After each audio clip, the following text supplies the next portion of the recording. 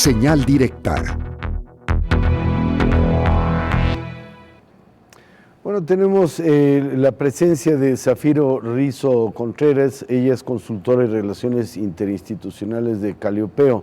El tema que vamos a abordar es la presentación de resultados del estudio Jalisco LGBT más 2023. Zafiro, bienvenido, ¿cómo está? Muchísimas gracias por la invitación, Miguel. Sonia, muchas gracias a la audiencia también por esta recepción. Zafiro, platícanos qué es lo que se ha encontrado en este estudio. Sí, bueno, quisiera también anunciar que este estudio es un estudio que hemos estado realizando desde el año 2017. Es permanente, ¿no? Lo hemos tratado de hacer permanente, no se ha interrumpido, inclusive a partir de la pandemia. Primero, en los primeros años del 2017 hasta el 2019, nosotras hacíamos un levantamiento, que también quiero señalar que este estudio no es financiado por ninguna instancia, es un estudio que nosotras realizamos y que ha partido del voluntariado, y voluntariado nuestro también, y financiamiento, sí, autofinanciamiento, que lo que buscaba era generar datos para la toma de decisiones en una población que realmente estadísticamente estaba descuidada, claro, ¿no? Entonces realizamos esta encuesta durante la manifestación pública más grande que teníamos, que era el Guadalajara Pride.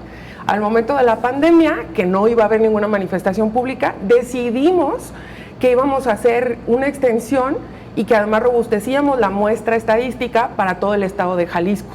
Entonces esta encuesta ya se hace de manera en línea. Y así ha sido, ya desde el 2020 hasta la fecha hemos estado haciendo este levantamiento, que siempre estamos anunciando también los alcances y los límites de, obviamente, de este tipo de información. Claro. ¿Cómo se levanta o cómo se lleva a cabo este estudio y cuáles son los datos que buscan?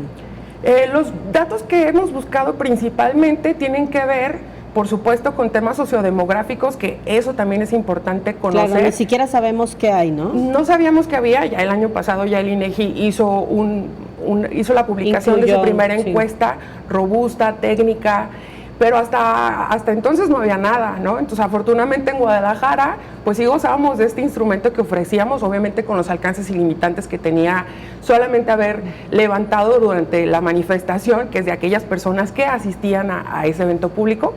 Sin embargo, eran datos que eran referenciales, ¿no? Y en este punto ya tenemos datos en relación a violencia, discriminación, por ejemplo, el tema de familia, el tema de salud, el tema también de posicionamientos políticos, porque hemos agregado y hemos robustecido y evolucionado también el instrumento. Con instrumento me refiero es que hacemos una encuesta, hacemos un cuestionario en donde las personas van a responder. Ya en este momento pues es autónomo, siempre también no requerimos datos. Sabemos que también el tratamiento de población LGBT más para todas las temáticas de investigación tiene que aplicar criterios de ética súper importantes en relación a la protección de identidad, ¿no?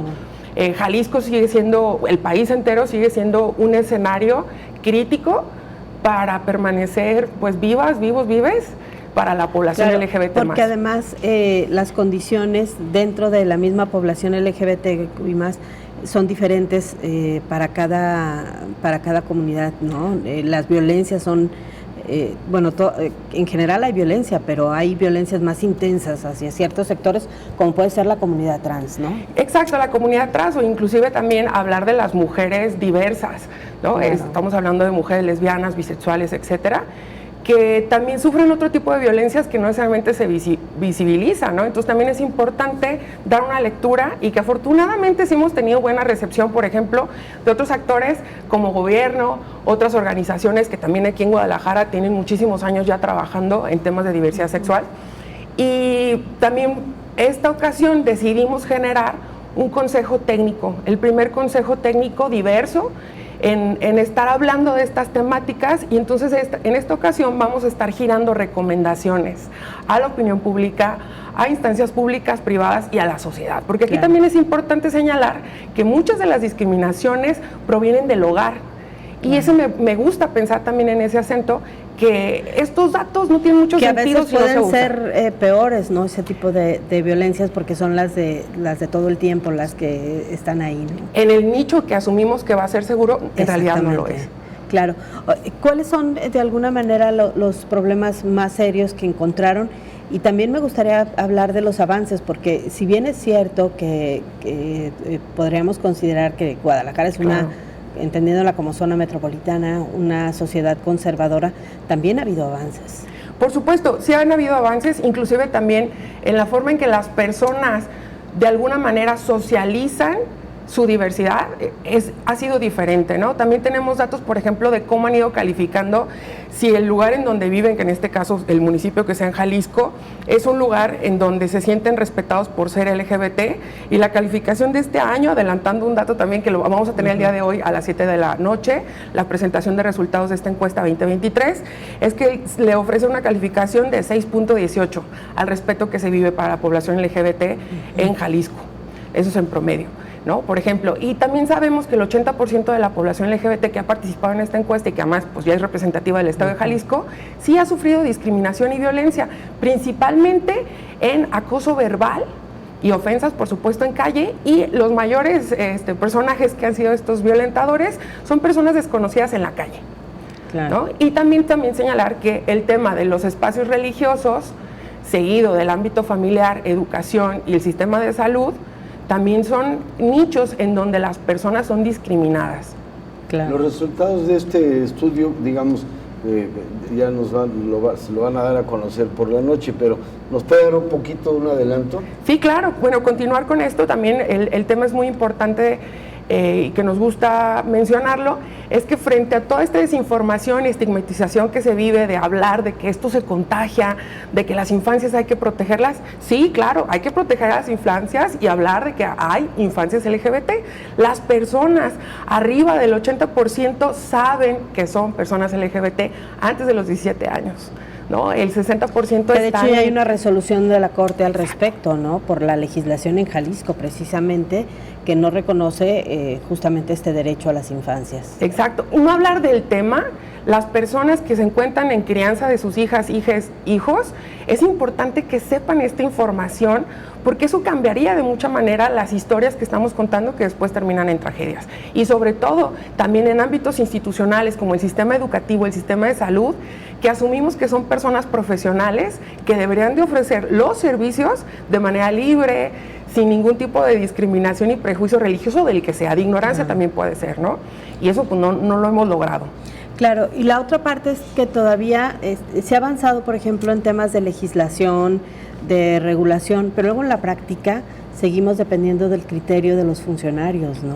Sí, exacto. El criterio de los funcionarios y la cascada que pueda haber de todos estos cambios legislativos, que por supuesto son necesarios y urgentes, pero de igual manera es la cotidianidad, hablar de los temas, tener información al respecto y que no estemos suponiendo cosas, sino que tengamos esa información. Es por eso que desde Caliopeo, esta consultora que nosotras tenemos ya más de 10 años en Jalisco trabajando, ofrecemos este instrumento de información al gobierno, sí, que a lo mejor sería chamo del gobierno, pero lo estamos haciendo nosotras, claro. Ahí está, y también a la sociedad, a los medios de comunicación, para decir, bueno, aquí está esta información, utilicémosla. Y en esta ocasión convocamos también a un consejo técnico abierto para personas de la diversidad y disidencias, en donde estamos haciendo y vamos a presentar esta noche. ¿Quiénes van a estar en el consejo? En el consejo lo abrimos, decidimos que fuese un consejo abierto, que además no estuviera restringiendo con títulos ni universitarios, inclusive ni un tema de edad, porque sabemos que la experiencia de vida que están teniendo la población LGBT+